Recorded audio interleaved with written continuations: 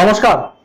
শ্রাবণ মাস আসতে চলেছে, আর শ্রাবণ মাসের 4টে সোমবারে কিভাবে শিব ঠাকুরকে পুজো করলে বা অভিষিক্ত করলে আপনার মনোবাসনা মনোকামনা পূর্ণ হবে তার ডিটেল ভিডিও আমার ইউটিউব অ্যাস্ট্রো স্পেস সুজিতে আপলোড করেছি। যারা ইউটিউবে আমাকে সাবস্ক্রাইব করেননি এতদিন, ইউটিউবে আমাকে সাবস্ক্রাইব করুন। আমার চ্যানেলের নাম অ্যাস্ট্রো স্পেস সুজিত। এইখানে গিয়ে আপনি আমার লং ভিডিও দেখতে পারবেন, আর লং ভিডিও ফেসবুকেও আপনারা দেখতে পারবেন, অলরেডি আপলোড করা হয়ে গেছে।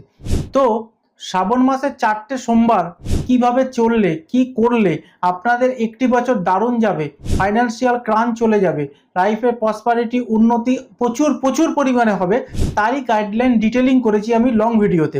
তো শ্রাবণ মাসের 4টে সোমবার কোন কোন ডেটে পড়েছে? প্রথমত চতুর্থ শ্রাবণ পড়েছে 21শে জুলাই, প্রথম সোমবার। দ্বিতীয়ত হচ্ছে 11ই শ্রাবণ পড়েছে সেকেন্ড সোমবার, সেটা হচ্ছে 28শে জুলাই। 18ই শ্রাবণ পড়েছে তৃতীয় সোমবার, যেটা হচ্ছে 4th আগস্ট। আর 25শে শ্রাবণ পড়েছে চতুর্থ সোমবার, যেটা হচ্ছে 11ই আগস্ট।